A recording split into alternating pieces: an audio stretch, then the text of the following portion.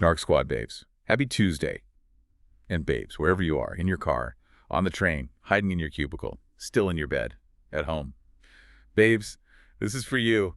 Quick favor, share this with a friend. Because babes, we are trying to find our people. We need to talk about something real. Workplace bullies.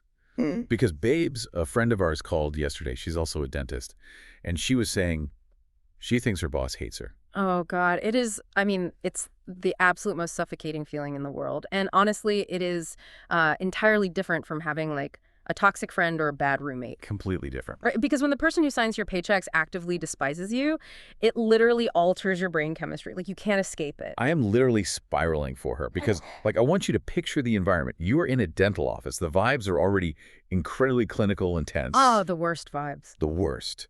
The fluorescent lighting is aggressive and headache-inducing. The drilling sounds are constant. You smell like fluoride and latex gloves all day. Yeah, you're just trapped. Right. You are in a high-stress, tiny little sterile room working 6 inches away from a patient's open mouth. And on top of all of that immense physical pressure, the person writing your paychecks is giving you absolute icy, toxic energy. It's psychological warfare. She was telling me the signs yesterday, and my heart was racing. Like I was getting secondhand anxiety just listening to her describe her Tuesday morning. Well, what were the specific signs? Because usually it's never overt, right? It's the microaggressions that make you feel like you're actually losing your mind. Exactly. It's the short, one-word emails.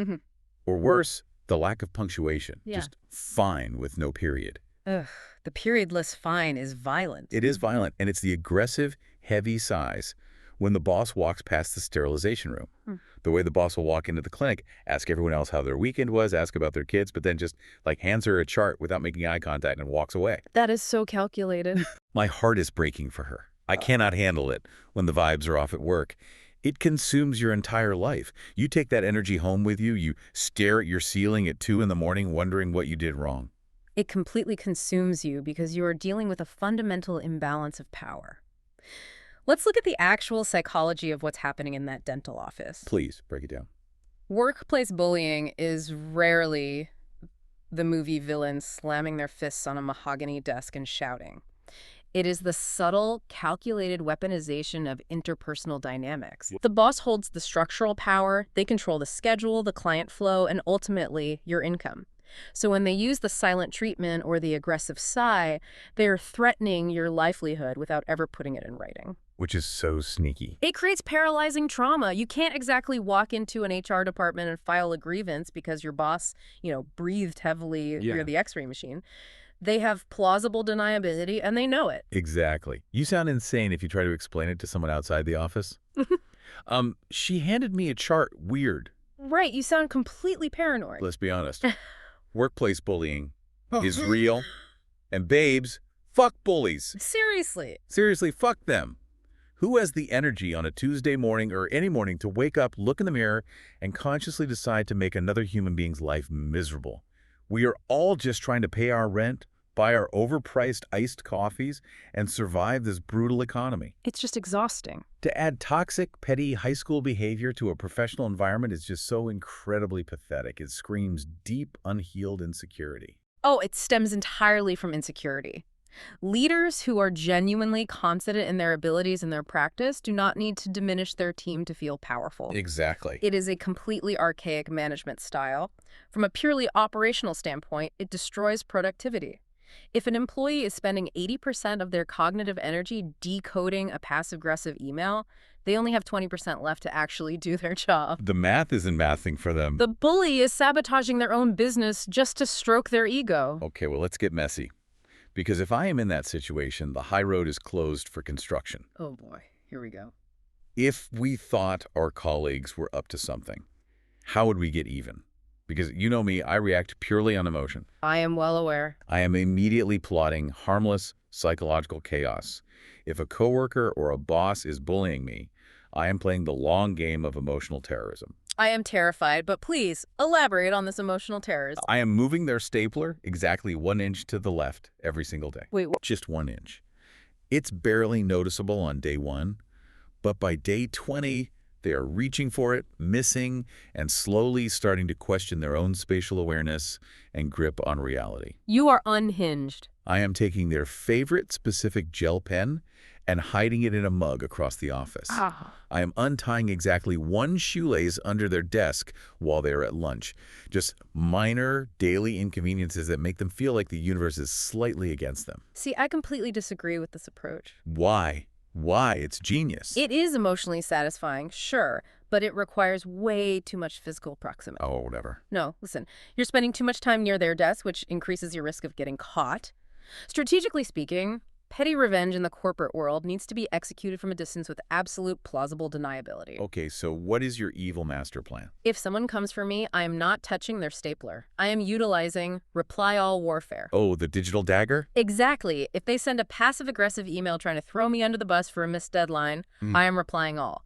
I am BCCing the regional supervisor. Oh my God, not the BCC. And I am weaponizing the most sickeningly polite corporate jargon imaginable. Thank you so much for bringing this to my attention. Per my previous email from Tuesday at 9 a.m., as outlined in the attached documentation that was approved by your department. Stop. I am getting hives. It is the professional equivalent of a backhand slap. You are politely exposing their sheer incompetence in front of the entire company directory, and they cannot retaliate without looking unhinged. Weaponized corporate jargon is so triggering to my nervous system. As per our alignment sync, I would start sweating if I received that email. It works every time. But you are ignoring the power of physical sabotage. Wait, you want to hear my other petty move? Do I have a choice? If they have a favorite, highly specific coffee creamer in the communal fridge, I'm using exactly 1 drop of it a day. That is so dark. Not enough for them to realize it's being stolen quickly, but just enough so that when they desperately need it on a Friday morning, they pour it out and it's completely empty. The despair in their eyes. Priceless. You are an absolute menace to society. But I respect the dedication to the slow burn. The problem is you are letting them dictate your emotional state. Thank you. Okay, breakfast check. Because we need to cleanse our palates from this toxic energy. Babes, we just had the most delicious breakfast, a fruit plate. We really did. And babes, we swear to God, it was so good, like fresh, sweet, refreshing. The cantaloupe was actually ripe, which, considering the state of grocery store produce right now, is a modern miracle. A literal miracle. And the blackberries were massive. It was elite. We are sitting here. It is early on a Tuesday morning.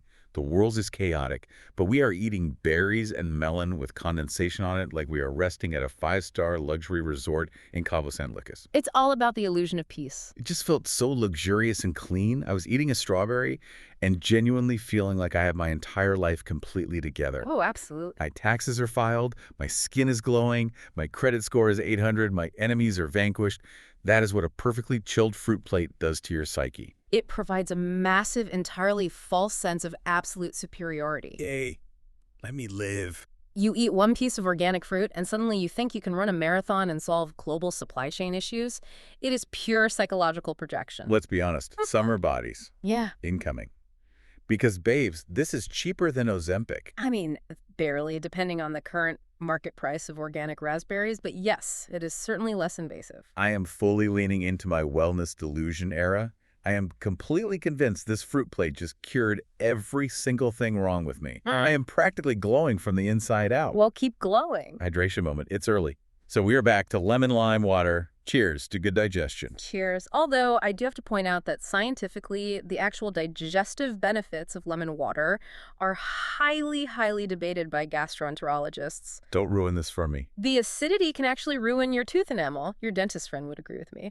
But the placebo effect of drinking something with a citrus garnish is very real, so I will participate in the delusion with you. It works.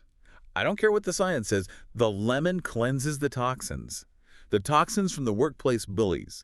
The toxins from the commute. We are flushing them all out. Speaking of flushing out toxic energy, we need to transition into the absolute warfare happening in the real estate and family courts right now. Oh my God, yes. Because if you think a bad boss is stressful, try having your assets legally weaponized against you by the person you married.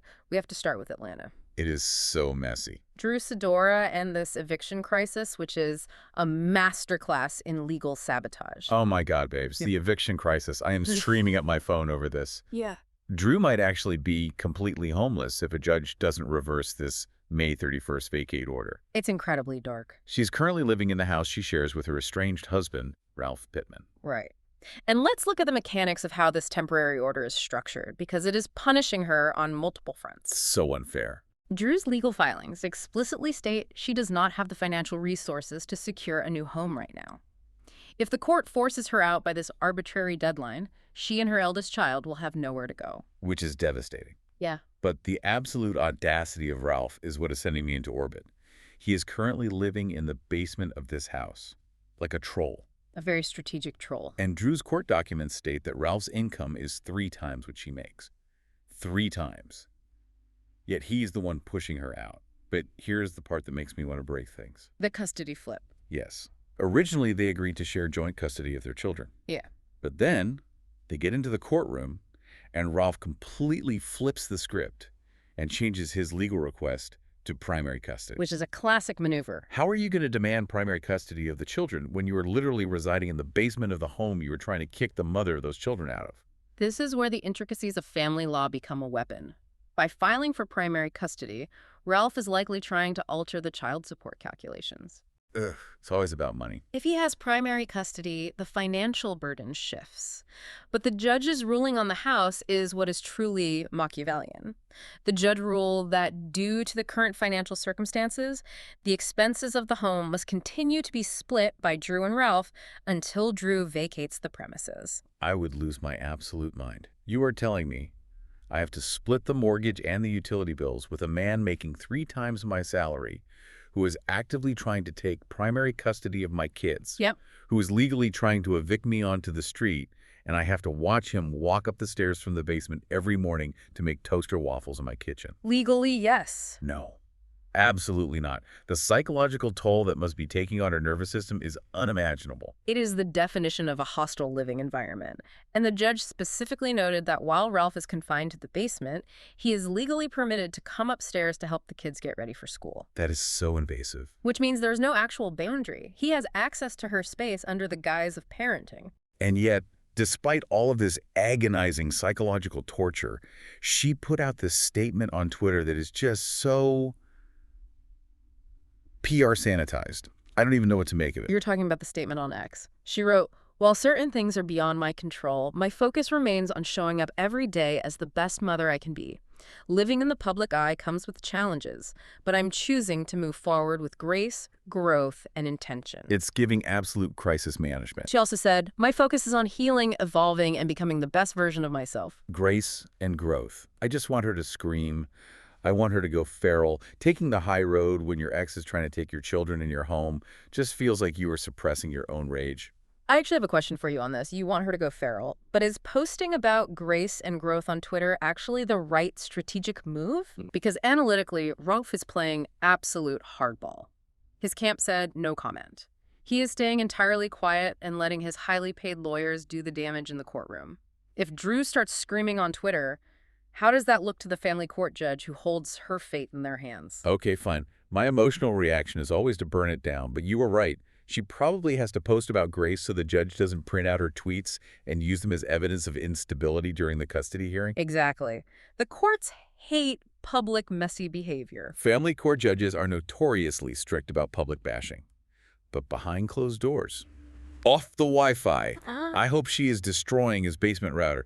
I hope she is unplugging the hot water heater when he goes to take a shower. That is the petty revenge we discussed earlier, applied to a divorce. Exactly. But Drew is stuck in a house she can't escape because the court is tying her assets to her abuser. But what happens when you finally get the legal green light to sever that ultimate financial tie? You get the Valley Village miracle. We're talking about Ariana Maddox and Tom Sandoval. The shared home from 2019 that became the epicenter of the Sandoval universe. Yeah. It is finally legally over. It is done. The $2 million House of Horrors, it is officially sold. And babes, not just sold, it's sold off-market for full price. Which is incredible. The realtor, Ashley Foltz, confirmed it. They were prepping it for the market, painting the walls, getting ready to list it, and before they could even post a single photo on Zillow, it went under contract. Fast and clean. All contingencies removed. The notice of settlement has been officially filed with the Los Angeles Superior Court. I am throwing up with happiness for Ariana. It's a huge victory. The long national nightmare is finally over. She never has to smell his stale, desperate cologne in that hallway again. It is, without a doubt, the smartest real estate move they could have possibly executed. I want to break down exactly why an off-market sale, often called a pocket listing, was the only viable option here. Because if it went public, it would have been a disaster. Exactly. Think about the mechanics of the MLS, the multiple listing service. If that house hit the public market, you would have had thousands of crazed Bravo fans booking fake viewings. Oh, completely. People would have been faking pre-approval letters from the bank just to get inside and snoop around Sandoval's home gym, or try to steal a battery out of a drawer for a souvenir. People are feral. They would have been doing TikTok dances in the living room where the affair happened. Precisely. The open house would have been an absolute circus. The security costs to vet every single potential buyer would have eaten into their equity. That makes so much sense. By utilizing an off-market strategy, the realtor leverages their private network to find serious high-net-worth buyers who bypass the public spectacle.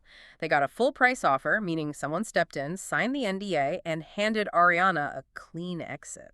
I desperately wonder who bought it. Like, do they know the history of the house? Do they care? I'm sure they know. You can't escape that news cycle. Imagine buying that property and knowing the absolute toxic, deceitful energy that permeated those walls for months. I would have to sage the entire property for a solid year. You'd need a hazmat suit. I'd bring in a priest, an exorcist, a shaman.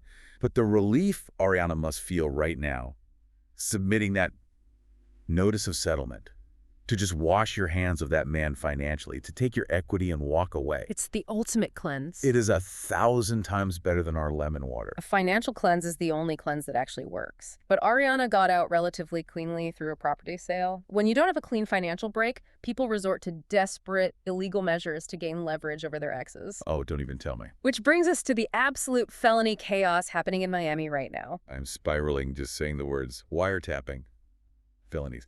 Miami is truly a different planet. The laws of reality do not apply there. We have to talk about Lisa Hochstein and her now ex-boyfriend, Jody Glidden. Let's establish the timeline and the legal reality of what is happening here, because this is not just reality TV drama. This is the criminal justice system. It's so serious. Lisa and Jody started dating in late 2022 after her husband, Lenny Hochstein, filed for divorce and publicly started dating Katharina Nalick. Right.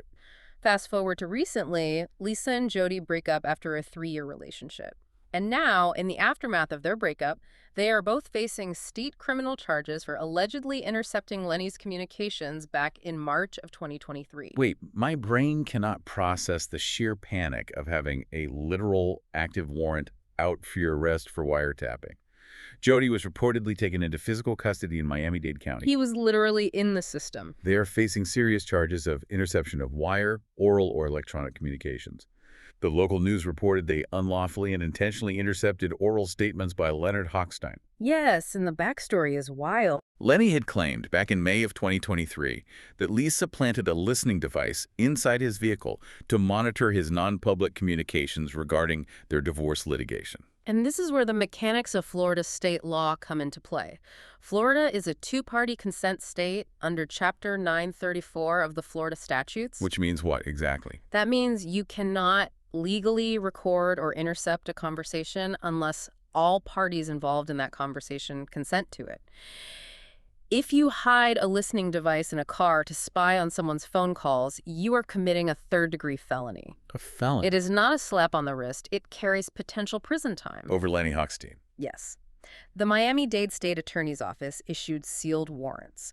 Jody was literally in the online inmate database at the prison and then vanished, so it's unclear exactly when he posted bail. This is wild. Lisa's high-profile lawyer, Jane Weintraub, alongside Jody's defense counsel, released a joint statement trying to downplay the entire thing. They said, "This matter is part of a contentious divorce proceeding and does not belong in criminal court." Does not belong in criminal court. Babes, planting a hidden bug in a vehicle is straight out of a Martin Scorsese mob movie. How does her lawyer think that just stays in family court? Because that's their only defense strategy. Oh, she was just doing a little light espionage for alimony leverage, Your Honor. No. Her legal team is employing a very specific strategy.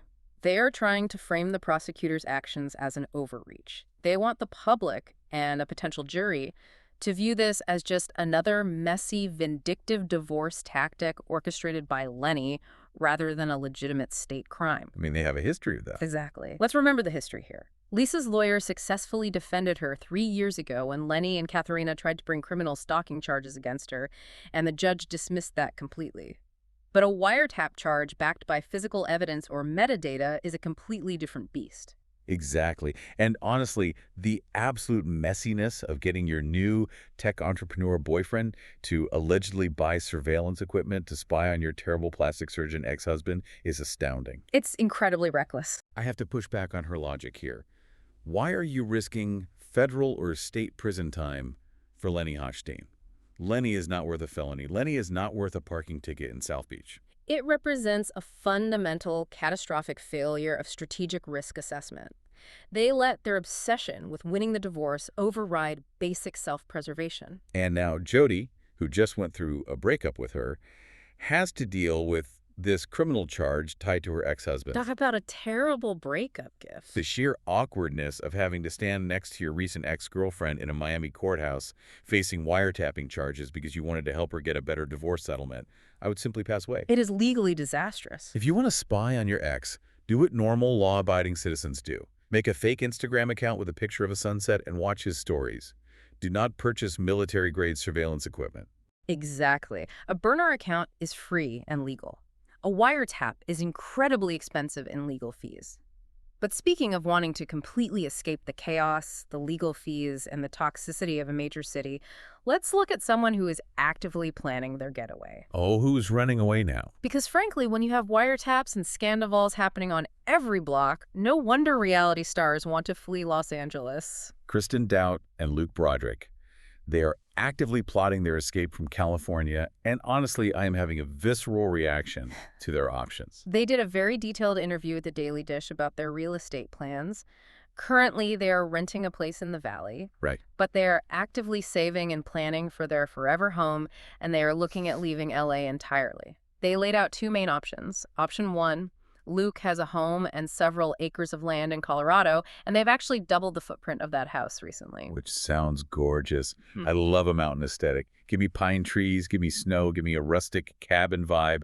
I can see Kristen thriving in a chunky knit sweater in Colorado. Yeah. But the other option is Indiana. They already own a property there, located in the exact same neighborhood as Luke's father. Indiana, babes. No. It's practical. I'm sorry, no offense to the beautiful people of the Midwest, but we are talking about Kristen Doubt. The absolute aesthetic and cultural downgrade of leaving West Hollywood, or even the Valley, for Indiana. Aesthetic downgrade, really. What is she going to do in Indiana? The winter. The lack of premium, aesthetically pleasing iced coffee within walking distance. The lack of chaotic drama. I am complaining on her behalf. This is career suicide for a reality star. You are looking at this purely through the superficial lens of aesthetics and entertainment value, which is incredibly short-sighted for someone who just had a baby. I mean, am I wrong? I need you to look at the mechanics of this choice. They just welcomed their daughter, Kaya Lily. Moving to Indiana to a house in the exact same neighborhood as the grandfather provides an unparalleled resource, unlimited, free, on-demand childcare. Okay, yes, free babysitting is nice, but... Not just nice. Do you have any concept of what a full-time nanny costs in Los Angeles right now? It is exorbitant. True. The economic and logistical advantage of having family down the street to help raise a newborn far outweighs the need for a trendy matcha place or proximity to SUR. Reality TV income is notoriously volatile. Building a sustainable life with family support is the most rational thing Kristen has ever done. I hear your spreadsheet logic, and fine, childcare is expensive. But her income relies on her relevance. Does it, though? Yes. You cannot film chaotic, alcohol-fueled brunches that drive ratings in a quiet suburb in Indiana. Her entire brand is being in the thick of the LA mess. Times are changing. If she moves to Indiana, she becomes a mommy blogger, and the Bravo checks stop coming. I just can't picture her voluntarily giving up the spotlight for cul-de-sacs. She explicitly stated in the interview that they're saving to buy wherever they put their roots next, and Luke stressed he does not want to move again within LA. He wants to stay in this current rental until they buy a place where they will stay for the next 20 years. 20 years. They're in a nesting phase, and frankly, with the rise of remote podcasting and digital platforms, she doesn't need to live in West Hollywood to monetize her audience anymore. Fine. Logic wins again. She's a mother now. Maybe she does want the quiet life. But speaking of highly rational moves, or at least PR-spun attempts at them, Let's move into our unhinged romance and intentional eras gossip. Ah, the intentional error. Target runtime for my spiraling on this next topic is infinite because Bethenny Frankel has a new man. Let's unpack the mechanics of Bethenny's new situation because the framing of it is fascinating.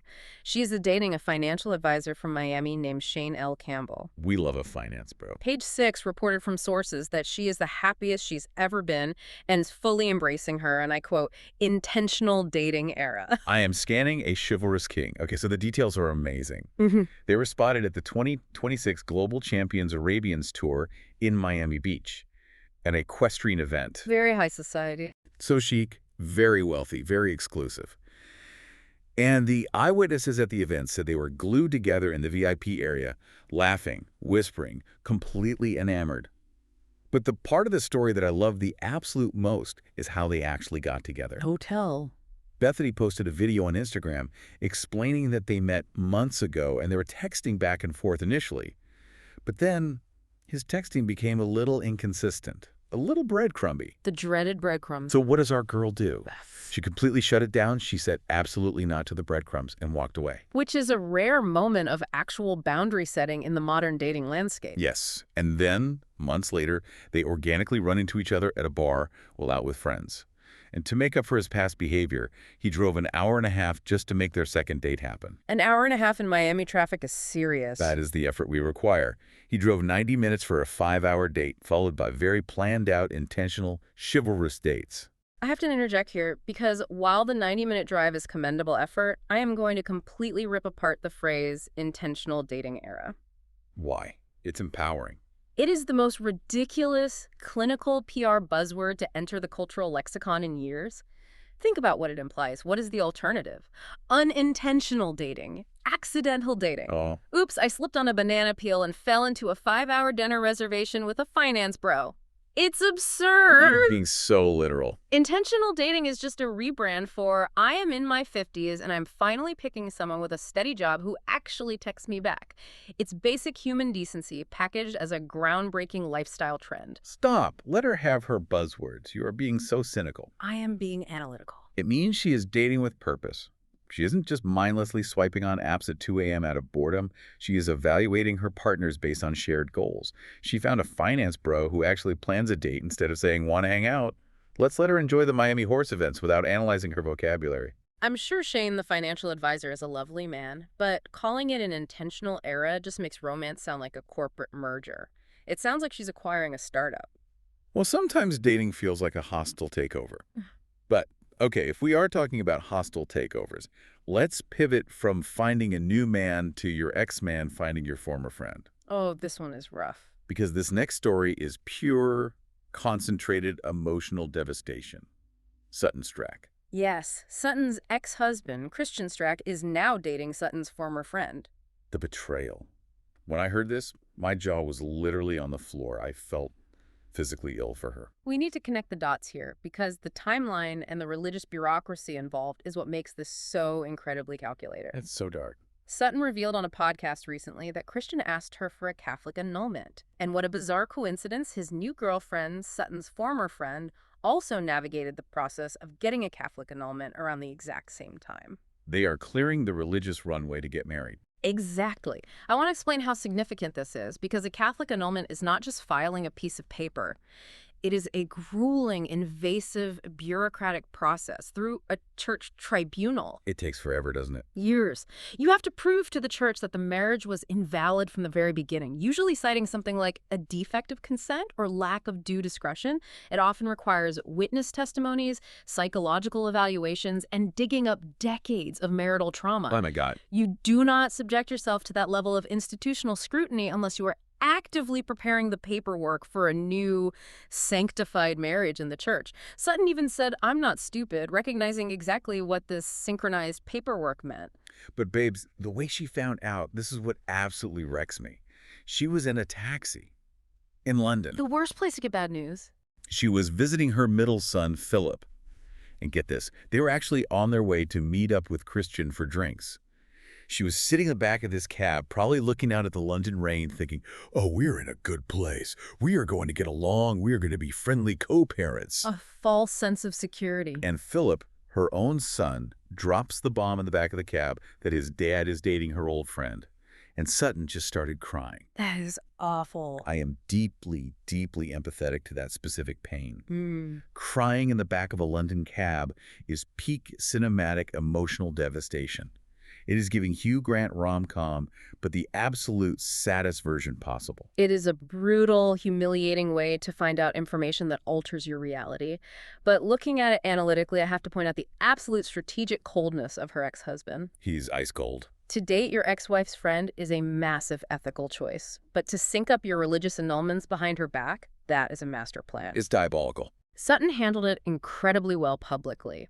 She stated she wants everyone to be happy and that she'll continue to facilitate a good relationship with the children, but she also honestly admitted that the day they inevitably get married, she might have feelings. She has every right to have feelings. She has the right to burn sage and scream. It's the friend aspect that stings the absolute most. The double betrayal. The betrayal is coming from inside the house. You mourn the marriage, but you shouldn't have to mourn the friendship and the trust at the same time.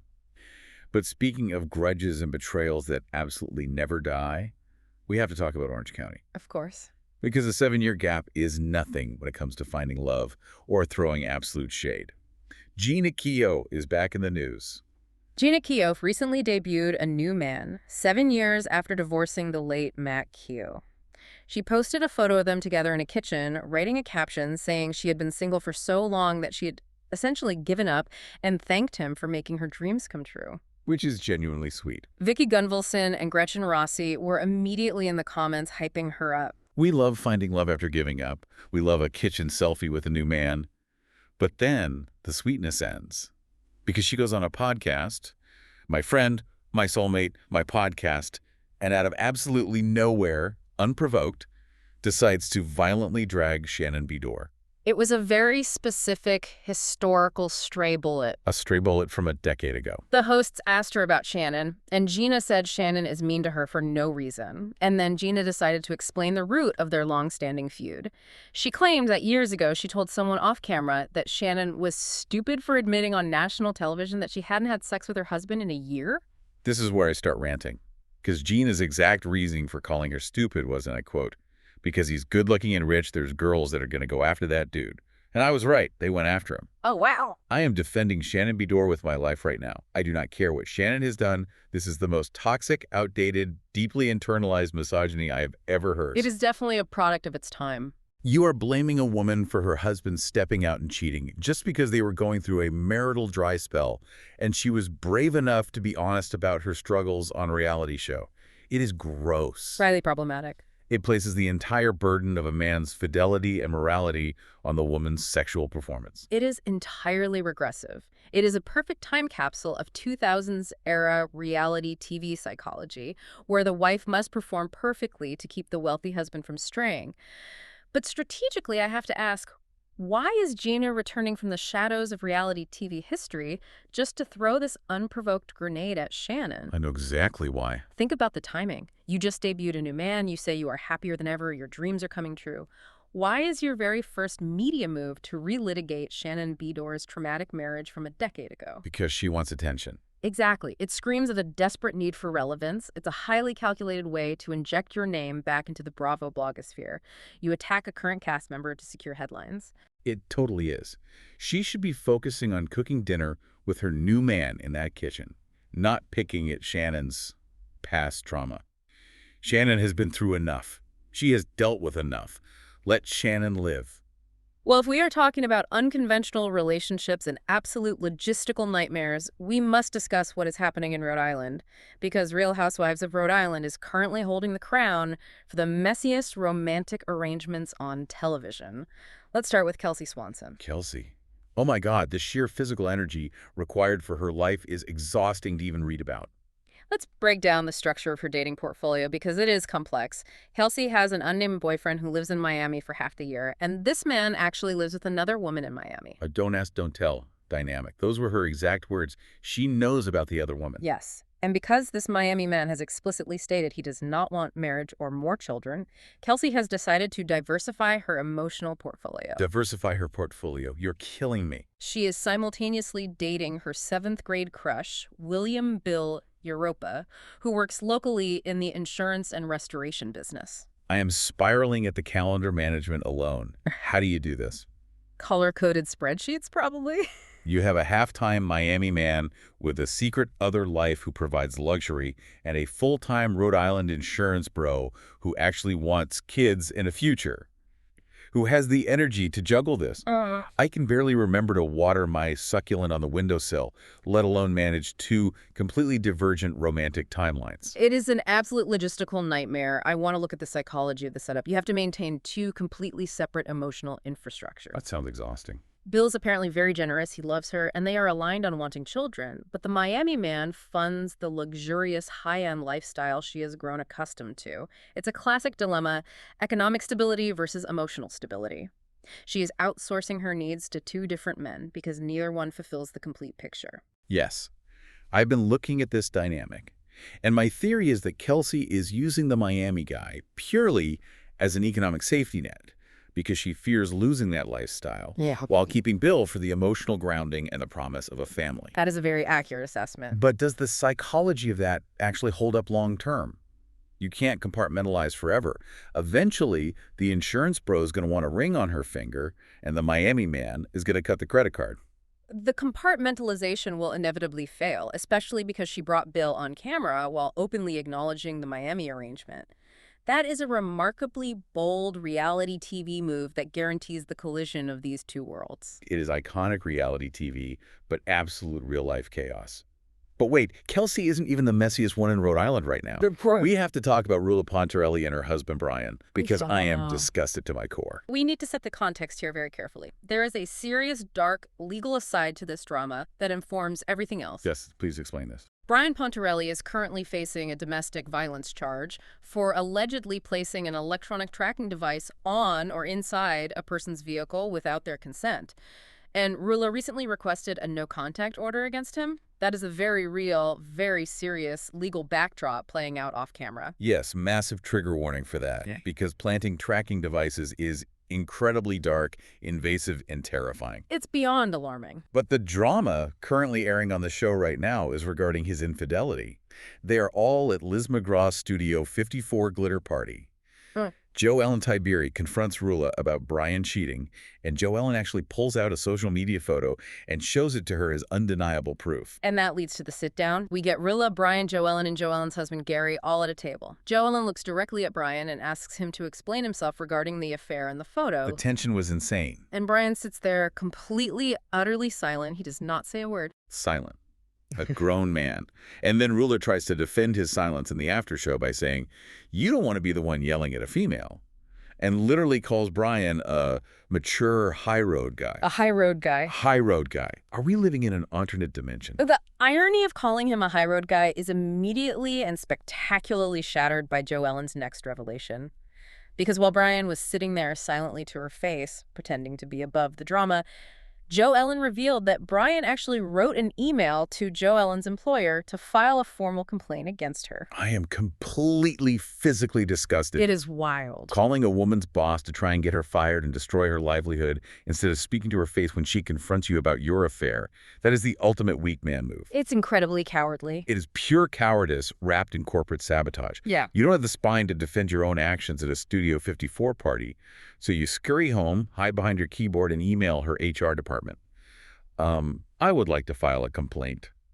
Are you kidding me? It is passive aggression escalated to a highly dangerous level, but it is also incredibly stupid. Jo Ellen stated that the email had his actual name and phone number on it. What an idiot. Her job simply forwarded it right back to her.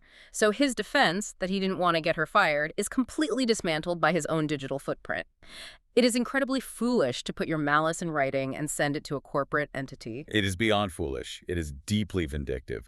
Let's get out of Rhode Island before my blood pressure spikes anymore. We need to do a fast-paced, shady reality TV roundup. Let's do it. Cast shakeups, absurdities, and fashion crimes. Starting with the Summer House reunion rumors. The rumors, which are originating from accounts like Positively Uncensored and Real Tea TV, suggest a major format change. They claim the cast will not be on stage together for the entirety of the reunion. I hate this. Instead, production is planning one-on-one sit-downs. Specifically, they want isolated segments for Kyle Cook and Amanda Batula and Wes Wilson and C.R. Miller. And Lindsay Hubbard is furious. She commented online saying it would be a huge disservice if that happens. Yeah.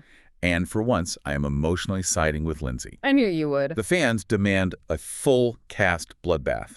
You cannot sit on the couch in the Hamptons all summer making terrible, life-altering decisions and then avoid the group accountability at the reunion. We need the peanut gallery. I understand the desire for chaos, but logically, let's look at the mechanics of what Bravo is doing here. They are executing a producer protection protocol. They are totally shielding Amanda Batula from a group pile-on. But why? The fallout from Amanda and West's romance confirmation is massive and highly sensitive. If you put all of them on stage at once, the crosstalk, the interruptions, and the absolute vitriol would completely derail the narrative. Bravo wants targeted, emotional, highly produced confrontations. They do not want a screaming match where Amanda gets cornered by 5 different angry people simultaneously. It makes for bad television because nothing gets resolved. Producer protection. No. We want the organic reactions. We want to see Paige's face in the background when West tries to explain his timeline. One-on-ones are so incredibly boring and sterile, it completely lets Amanda off the hook from having to answer to the whole house. It's just smart producing. But speaking of someone who is never off the hook but is somehow always thriving, Porsha Williams is on an absolute post-divorce victory tour. She is glowing. Porsha made an appearance on Watch What Happens Live, and she had a lot of strategic messaging to deliver. She clapped back at Kelly Farrell, who had previously suggested Porsha was broken. Porsha flipped it and called Kelly a broken sound box. Which is such a funny, highly specific insult. Yeah. A broken sound box. It implies she just makes noise but has no actual rhythm or point. She also addressed the rumor that Kelly was dating a married man. Porsha confirmed on live television that she had the information, but she explicitly said she kept the man's name anonymous out of respect for his wife, who apparently does not know about the affair. That is actually a very classy, evolved move by Porsha. Yeah. Housewife fashion dictates you drop the bomb and ruin lives for ratings, but keeping the name out of it to protect the innocent wife shows actual growth. She also threw some precision shade at her former best friend Shamea Morton for befriending Kelly. She snarked, "Shamea got like 300 friends, why not 301? I gagged. The shade is so effortless. And she made sure to let everyone know she is very happy in her personal life. She is dating Patrice Sway McKinney, explicitly pointing out that it is much better than her ex, Mike. And when Andy Cohen asked her about her divorce settlement from Simon Guobadia, she didn't give numbers. She simply smiled and said, "God is good." God is good. I am hyping up that settlement energy. Yeah. That means the bag is absolutely secured, the NDA documents are signed, the offshore accounts are settled, and she is walking away victorious. Oh, she won. God is good is the wealthy Southern woman's exact translation for I won the war. Oh, and she picked Cynthia Bailey and Angela Oakley as her top choices to go on the Traitors, which is so accurate. It is an accurate assessment of gameplay. Cynthia plays the quiet, underestimated game where she avoids detection, and Angela is highly observant of social dynamics. Now, if we were talking about highly observable things that went terribly wrong, we must judge the Real Housewives of Beverly Hills reunion fashion. Oh, the fashion police. Tamara Judge and Teddy Mellencamp roasted the looks on their podcast, and I need your analytical breakdown of this visual tragedy. Let's be merciless, because there is no excuse for this. Yeah. Jennifer Tilly wore a gown with her own face printed on it. Iconic. Camp. It belongs in the Louvre. Erica Jane was in black lace, which is standard issue for her villain era. Kathy Hilton was deemed classy. But then we get to the absolute misses. Dorrit Kemsley chose to wear a champagne yellow dress. It was so bad. I have to fundamentally question her understanding of color theory. Why would anyone, especially a woman with blonde hair and a spray tan, wear champagne yellow under the harsh, multi-directional studio lighting of a reunion set? The lumens on those sets are blinding. It completely washes you out and makes you look jaundiced. It is a crime against saturation. And Sutton's dress. Tamara said it was a hard pass. But Kyle Richards got the worst of it. They called her look matronly and absolutely hated the waistline. A poorly constructed waistline on high-definition television is unforgivable. Think about the mechanics of a reunion. You are going to sit on a couch for 12 to 14 hours defending your life choices and crying. The fabric is going to bunch. If your tailoring is not absolutely impeccable and structured to withstand sitting, you are going to look sloppy by hour 3. Exactly. You need structural integrity for a reunion. Okay, this next piece of news is pure, unadulterated confusion.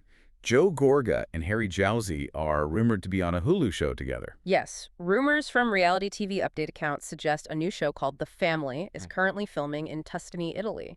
It is apparently produced by the same company behind The Traitors. Okay. It supposedly mixes reality stars like Joe from New Jersey and Harry from Too Hot to Handle with legitimate acclaimed actors like Ada Turturro and Debbie Mazar, and it has a mafia theme. My brain is completely short-circuiting trying to visualize this. How did Joe Gorga, a man who screams about his sister and flips tables in New Jersey, get cast on a show in Tuscany with Harry Jowsey, the ultimate Gen Z reality dating show, Playboy, A&D actual Sopranos acting royalty like Aida Turturro? It makes zero sense. What is the premise here? Are they making Harry Jowsey stomp grapes? Are they interrogating Joe Gorga over a plate of gabagool in a Tuscan villa? I am so incredibly confused, but I will absolutely be watching every single second of it. The casting is entirely chaotic, which usually means the production budget is massive, but the concept is highly convoluted. They are throwing demographics at the wall to see what sticks. Yeah. We will monitor that situation. Let's look at some updates that are both heartwarming and stressful. The and oh no moments of the week. Starting with the Jax Taylor and Shannon Beador updates. Jax penned a really beautiful letter for his son Cruz's 5th birthday. Yes. For context, Cruz received an autism diagnosis last year. Jax wrote publicly that Cruz has brought more love and laughter and meaning to his life than anything else, and that every time they are together, it's the best part of his life. That is so sweet. He also specifically mentioned how proud he is of Cruz's strength navigating the world. I actually get genuinely emotional reading that. Jax has been an absolute menace on television for over a decade, but seeing him step up as a father, especially navigating a diagnosis like that, which requires so much patience and adjustment, I'm genuinely proud of his growth. It's a huge shift. And they're actually co-parenting. He has him Wednesdays and every other weekend with Brittany, and it seems to be going really well. It's just nice to see a win for those kids in the Bravo universe. It is a functional co-parenting update, which is statistically very rare in this reality TV ecosystem. Now for the oh no, Shannon Beador's golden retriever, Archie, had a seizure. Not Archie. My heart dropped to my stomach. Archie is doing okay now. Shannon posted an update saying they went to the vet, he was treated, and he is resting at home. But analytically speaking, Archie has been through the absolute ringer. He really has. He is a senior dog now. He had those massive immune system issues where his skin was breaking out in sores, and years ago he ate sawgrass in the courtyard and had to be rushed to emergency surgery. Archie is the emotional support pillar of Orange County. He has seen Shannon through the brutal divorce from David, the weight loss journey, the entire Tres Amigas fallout, the DUI, everything. That dog absorbs all the chaotic energy in that house. Protect Archie at all costs. We need to wrap him in literal bubble wrap. Agreed. The environmental stress on pets in volatile households is a real phenomenon. Finally, to close out the gossip today, we have the absolute pinnacle of medical absurdity. Brandi Glanville's emergency room trip. I am spiraling just thinking about the visual of this. Let's lay out the sequence of events, because it's a masterclass in why you do not trust the internet with your anatomy. Brandi caught a cold from her 18-year-old son, Jake. Jake was apparently sneezing directly in her face. Teenagers are literal biohazards. Correct. So Brandi, instead of doing what a normal person does and taking over-the-counter decongestants, goes to the internet for a holistic home remedy. She reads online, likely a TikTok trend, that putting a raw clove of garlic in your nasal cavity or ear canal helps cure congestion. Stop! I am physically cringing. Her older son, Mason, apparently told her it helped him once. So first, she puts the raw garlic directly into her nostril. It burned too much. So naturally, her next logical deduction is to move the garlic clove into her ear canal. And it gets stuck. I am screaming. And this occurred on Easter Sunday. She spent the entirety of the Easter holiday trying to fish a piece of produce out of her ear canal, which only pushed it down further against the eardrum, and she had to go to urgent care the very next day. The visual of Brandi Glanville sitting in a fluorescent-lit urgent care waiting room on a holiday weekend with a clove of garlic permanently lodged in her skull is the most tragic comedy I have ever heard. What did the actual doctor say to her? Dr. Raj Sanwani, an ENT specialist, actually had to go on the record with the press to confirm that this is a terrible, dangerous idea. Let's look at the biology of why this is so stupid. Please do. Putting raw garlic in your nose or ear irritates the delicate mucosal lining. It actually causes contact dermatitis, which triggers increased mucus production and inflammation. So the tissues swell shut around the garlic, trapping the mucus you already had. Oh my God, making it worse. Exactly. Furthermore, if you happen to have a perforated tympanic membrane, an eardrum, the acidic juices from the garlic can leak into the middle ear and permanently damage your hearing. It is the utter absurdity of a grown woman stuffing produce into her orifices based on social media. It is absolute madness. She literally posted, "Don't listen to people online. You think, Brandi. Stick to the lemon water, babes. Keep the produce out of your ear. I cannot deal with the delusion." It's a very solid, expensive lesson in media literacy and basic human anatomy. Oh my God, well, Tuesday, chaos. Workplace drama. Fruit delusion. Hydration era. Have you dealt with a workplace bully? What's your go-to petty move? And babes, What did you have for breakfast? rate, review, subscribe. Send submissions. Send this to your coworker bestie. Thank you to the Snark Squad. Stay shady. Stay iconic. And we'll see you on the Snark side.